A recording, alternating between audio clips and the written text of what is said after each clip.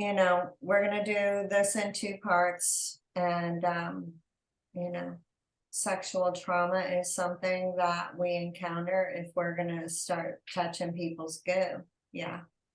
So I want to share this. And she's going to be joining us as we have our conversations around sexual trauma. When I was in New Zealand, there were a few things that I walked away with, and I think they were very different things than the other people there, one of which was the talking stick. And every night, that stick would be passed around the circle, and no one was allowed to interrupt. Right? And they got to talk, they got to share, and the stick was passed on, right? And, people's concerns and worries were put up in that container, right? For the universe to start creating change. So it was a cool thought.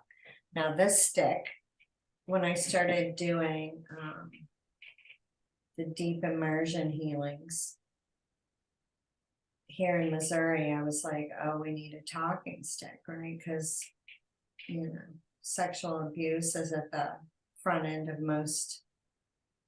a very large percentage, right?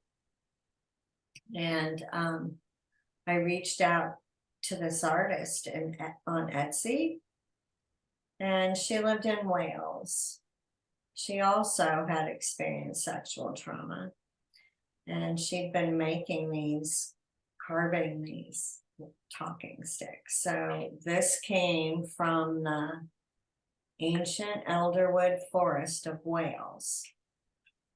And she went out and chose it for this very specific purpose.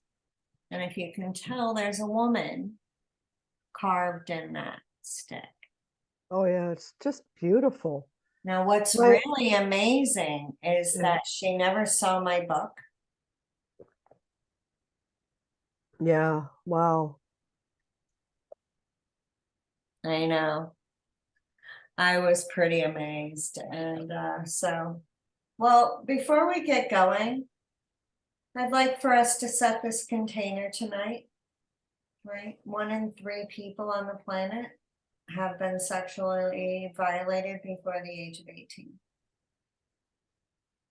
It's a big deal, right? So I want us to set this container of healing energy as we go through digesting the complexity of that, right?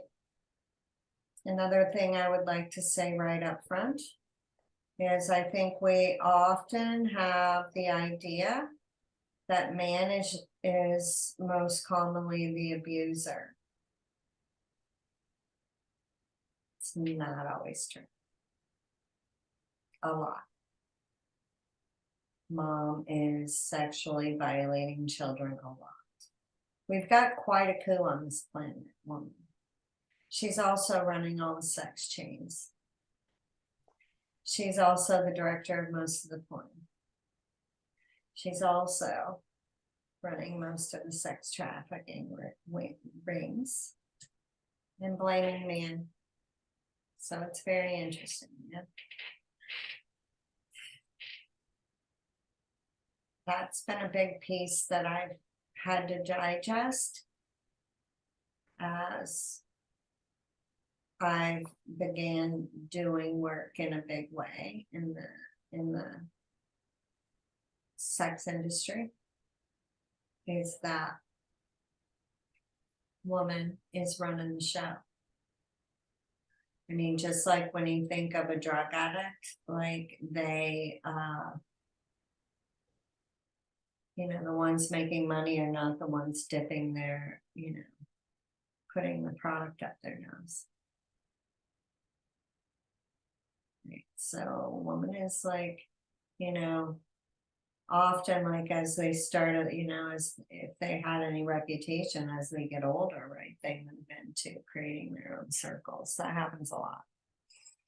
So I'm going to share my screen.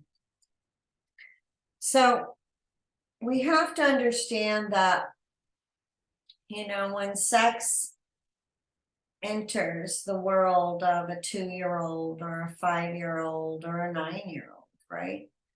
And that piece of them, on one hand, is activated, right? Sometimes, often. And, you know, the brain has nothing to do with that, right? They don't have any words to put around it. They don't have any experiences. Nobody's ever talked to them about it. Yeah. And you know, we also have to recognize that if it is in their home, suddenly they become the other woman, which comes with its own bag or bucket of goo, or the other man, one or the other. Yeah.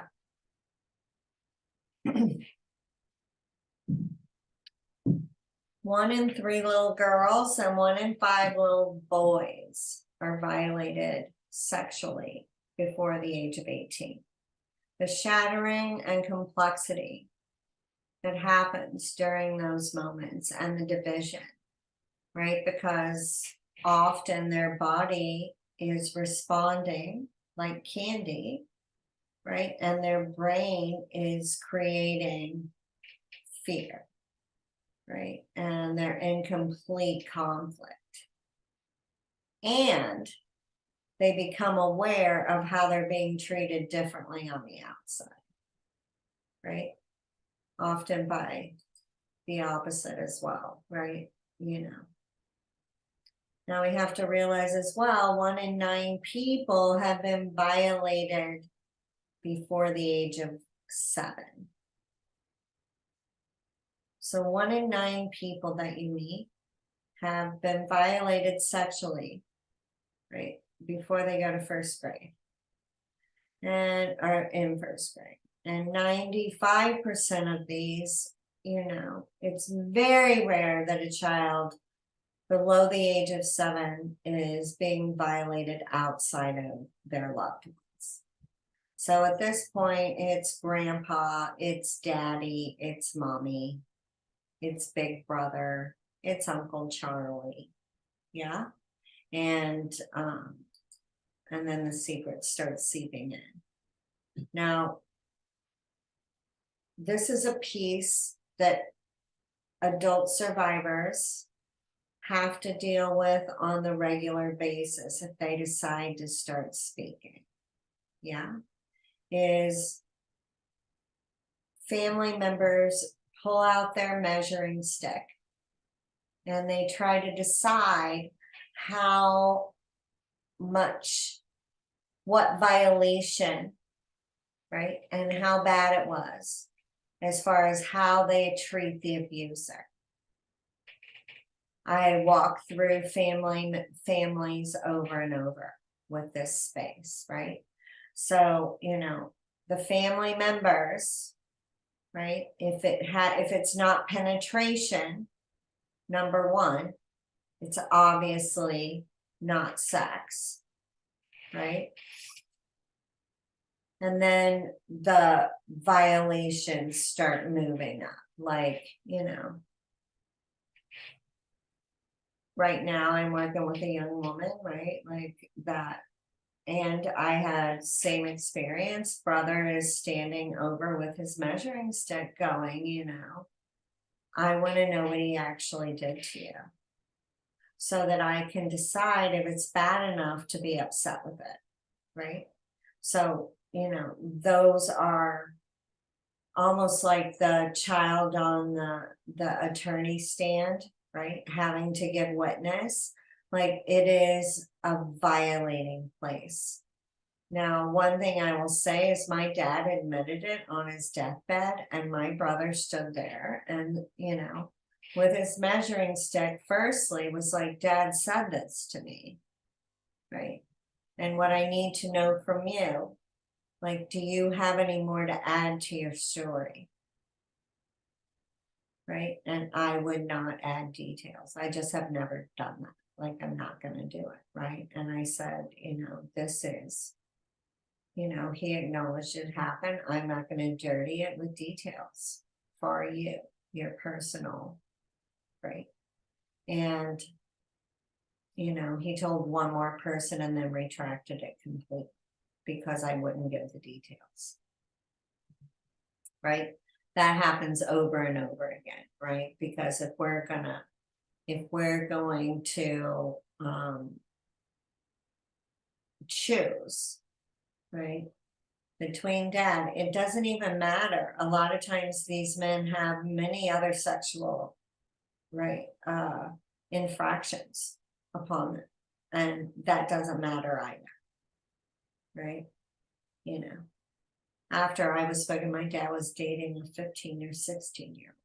He had sex with his niece, right? Right. So, you know, for people to be standing in a line with him versus, but it happens over and over again, right? You know, my mother actually said about my uncle one time, well, I'm not going to lose my sister for you. Right. I can't hear you. I'm not going to do what? I'm not going to lose my sister for you. Right, because Oh, my uncle had violated me as well, right? So, you know, that, but I'm using those because I don't feel like I'm violating anything to use them, but that kind of stuff happens all the time. It's so rare that the family comes in instantly and goes, oh my gosh, that happened. If you said it, right? I am sure that happened. Like, so what do we need to do today? Right? That's so rare.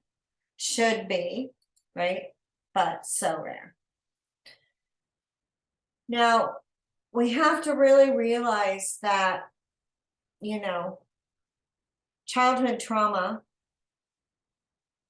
our childhood abuse, when it is your caregiver that is abusing you, and it is your caregiver that is always saving you, but nothing changes, right? And then suddenly that is just regular abuse, right? And then you have the confusion of adding sex into that. And we know as adults, like you could be friends with somebody for years and you start having sex with them and things get complicated. Sex complicates a lot of things, right? So if you're 5 and suddenly you're feeling all these things that nature has in place to feel at 14 or 13, yeah, and suddenly you're feeling at 5, right? And you're trying to decide, right, like, you know, whether you love this person, like what is happening. They say this is the best kind of love, like all these things that are being said to this child at this time are going into their default programming, right? Era says our root chakra is in place by the age of 7. So we have to understand that what is going into this programming at that time is absolute confusion, right?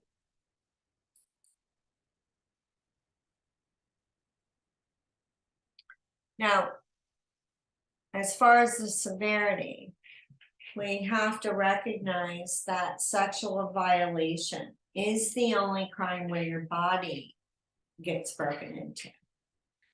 Now, and you know, it is one of the crimes that has the least amount of impact as far as society, right? So when we realize that, you know, if somebody were to break into your house, right, you're going to feel uncomfortable being in your house, right? If somebody breaks into your house, you're going to want to get an alarm, and a lot of people actually move, right? And the thing is this child is going to have to carry this body around with them for the next 100 years, right? Trying to understand the confusion. Now, when the burglar is your daddy, right, that is,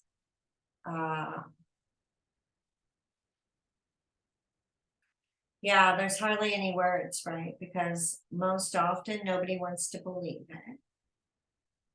Every little girl needs their daddy or mommy. Little boy needs their mommy, right? And, you know, often the child loves him, right? They love daytime dad, right? They just don't love nighttime dad, right? They just don't want to be alone with him when he gets that look in his eye, right? So we have to realize that, you know, when a person starts keeping secrets, right, that means they're harboring heat, right? When a child starts getting, you know, having to keep secrets, they stop creating, right? Doors start shutting, right? Magic starts imploding. Yeah. And nothing becomes trustworthy. Now, there are a few reasons why kids don't tell, right? Often they're groomed, you know, completely. And it's interesting, right? Because family members do that as well, right? My mother kept me quiet for years because I was going to kill my grandmother if I spoke, right? You know, and that was my mother, right? So families come in banks around the abuser and keeping the silence, right? Because they have all played roles in the game that had this child in compromised situations. Yeah.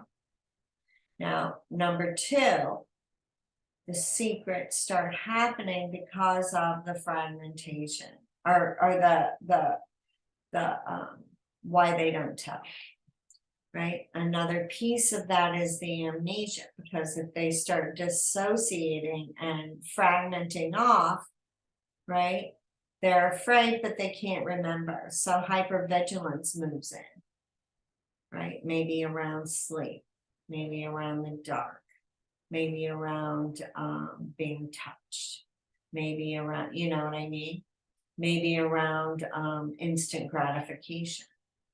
Yeah.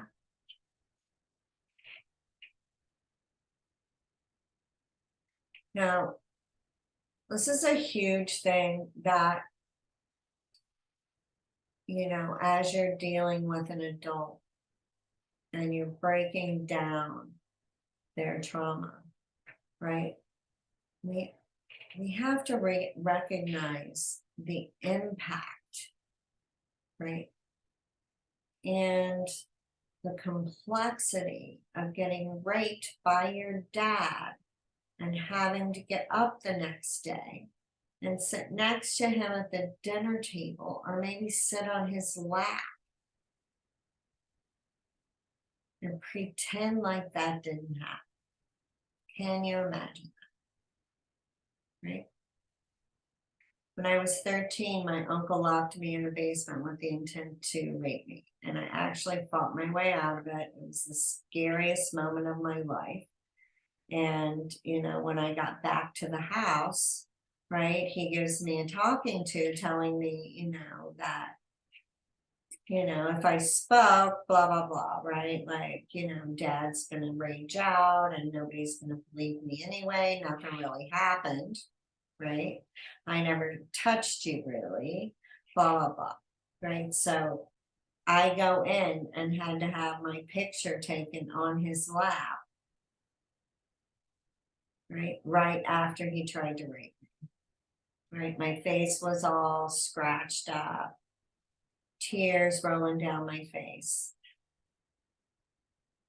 And they posed me anyway, right?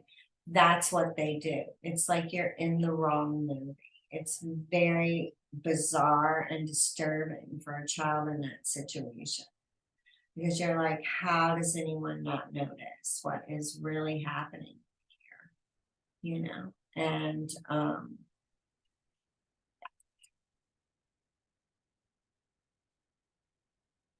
yeah, no, we've talked about this a little bit, but that dissociative amnesia, or, you know, the information trapped in those loops, keeps them safe on one hand in that moment, but also has them in jeopardy for next time.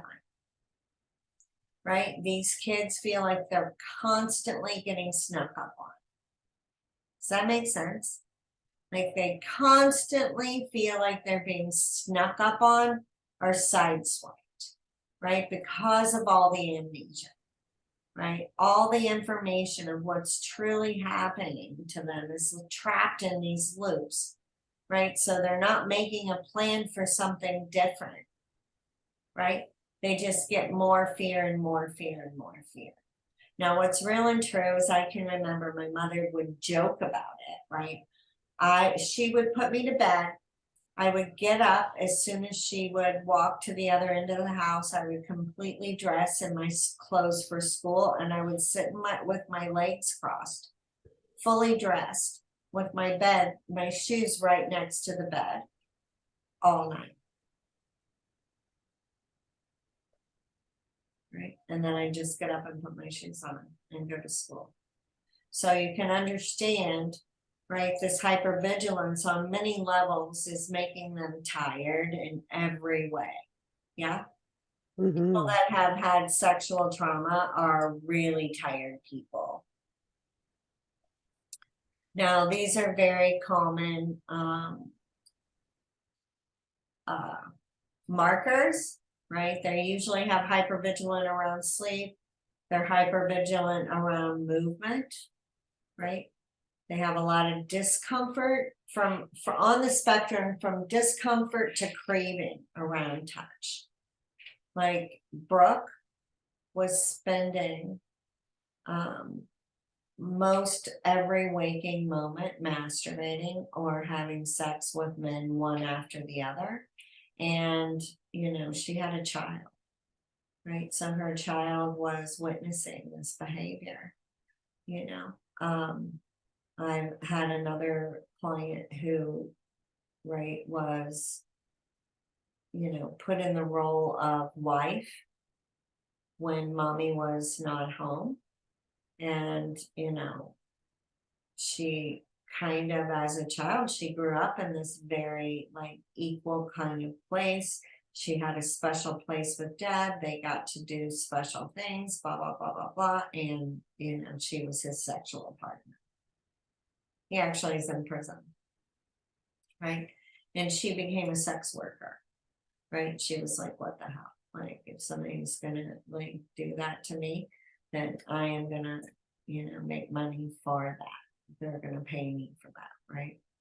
So all the way from that place of, you know, like truly like micromanaging every touch. I have clients that their husband or partner has to announce every touch, right? I'm gonna lay my hand on your knee. Is that okay? Right? We have to like work through that because, you know, there's so much fear held in her body around that. And then we've got, you know, I had a client whose little girl was, you know, activated. Well, I've had numerous clients whose children were activated by being sexually violated and, you know, were acting out on other children and, right, you know, satisfying themselves everywhere they were, like almost like candy. It was like, it's like candy. You know what I mean? Because it's instant gratification. And, you know, we think a child can't reach an orgasm, and that's not true, right? I've heard children say it doesn't just feel good here, it feels good all over my body. So they're having the full-blown orgasm experience as a 2 or 3-year-old. That is like an adult being on crack, right? You know, that becomes a go-to 24/7. I'm uncomfortable, masturbate, right? Like it becomes like kids are taking their pacifier, that's what they're doing. Right? And, you know, being a sex worker on the other side of that is often a piece, right? They have these, we've talked a little bit, like these hauntings, right? Because of these loops, it's almost like you have glimpses of a dream and you know, but it feels real far away, right? And your body is afraid, but you have no proof to tell anyone anything. It's a very fightful, like when you think about like those thrillers where a person is just caught in somebody like just messing with them, right? That's what this is like. Like there is nothing that you can trust. When you start making loops at 6 months old or 1 year old or 3 years old, right? Like it becomes to where there's nothing that you can trust. Yeah. And a lot of these kids are really held in silence some way, right? You know, I personally found my voice at 17 and my mother shut me up, right? So when a child does decide that they have enough information to step out and talk about it, right? You know, it's very quick that somebody is going to close those doors around because, you know, everybody in the situation has to look at themselves, right? And say, how could this child be in danger? Now, also, you know, often, you know, these aren't poor, you know, backwoods homes, right? So there is a level of intellect that goes on too that the child is very aware of, right? Because on the outward look, right, maybe the family is very active in child safety and very active in, right, you know, communities and this, that, and the other, like, you know, very outspoken against childhood, you know, people violating children sexually while their child is sitting there. You know what I mean? So this invisibility around that, you know, they just become isolated and riddled with doubt, right? Because everybody is telling them every step of the way that what they think is true is not, right? You know, and this, it is truly for a child like being on crack, right? When they actually get activated enough to bring on an orgasm, it is truly like a drug addiction, right? And, you know, it's, that is a tangle for sure, right? That takes some patience and some kit gloves to work through, right? Because often those children, right, were blown off or whatever, or, you know, getting lots of trouble. I know children who were not allowed to go to school, not allowed in daycares, like different things, because, you know, they're talking other kids into doing those things. Yeah. And becoming quite savvy at it too, right? Because they learned, well, they're not stupid people. Yeah. So it is the same like a kid who's being abused physically. Like they, you know, either are going to be meek and mild or they're going to be a bully too, right? You know, that spectrum plays out. So as a practitioner, understanding where people are on the spectrums, right, is important because that's how far you have to get them out, you know.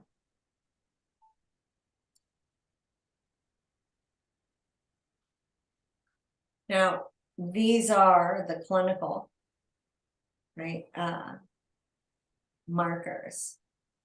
for early sexual violation. Spacey child, right, is dissociated, right?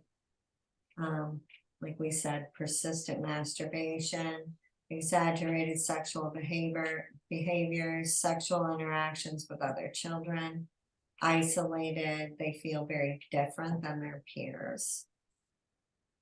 Now, this is a piece that's a marker too, that you can see in the adults, right? And in children, you can see it very clearly. They're very emotional and are very mature in some areas and know a lot.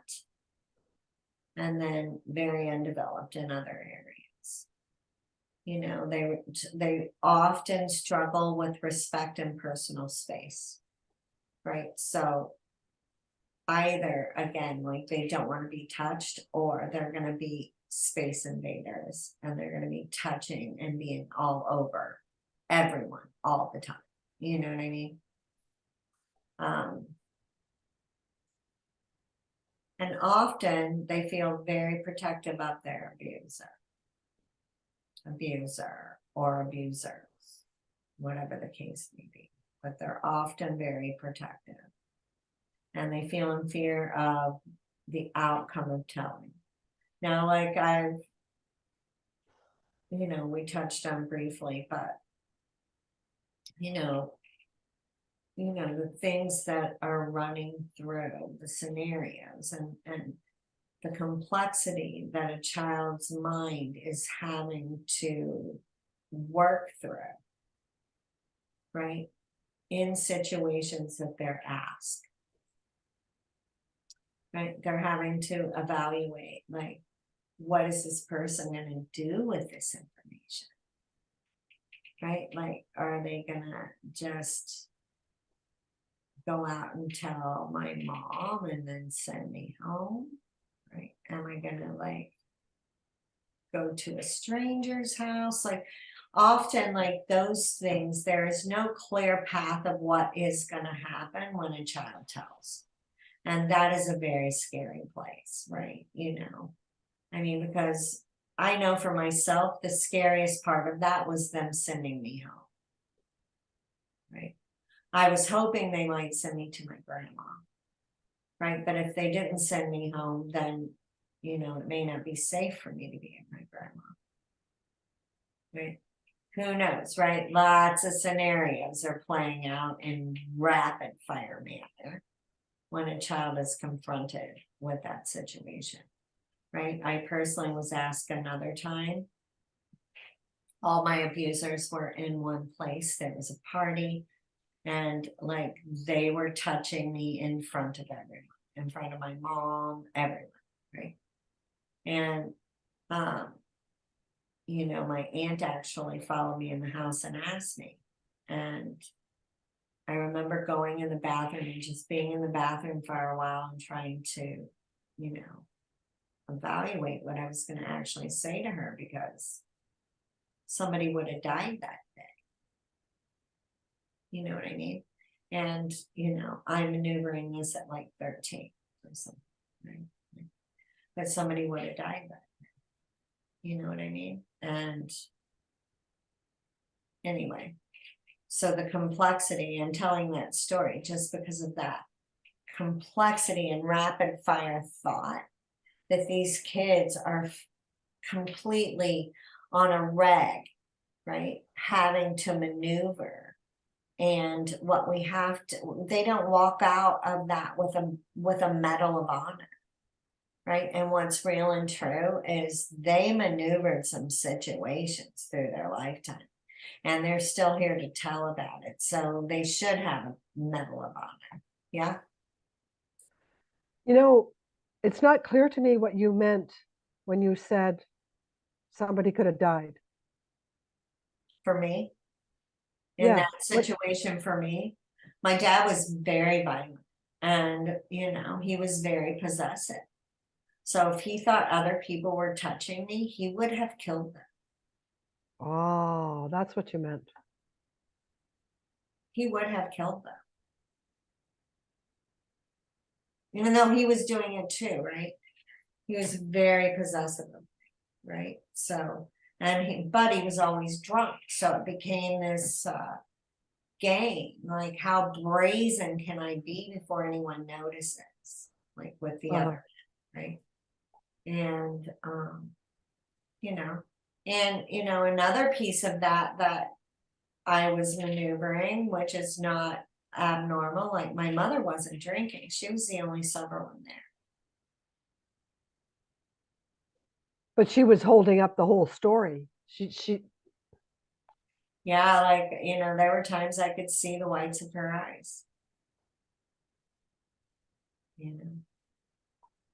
Yeah. So that's been a piece, like, that's always been a maneuver of like, okay, well, what do you do with that? You know what I mean? And often these kids know that people know. They know that people know. Mhm. Right? So what do you do with it? It's like, okay, well, either it's acceptable or, right, I'm a toy.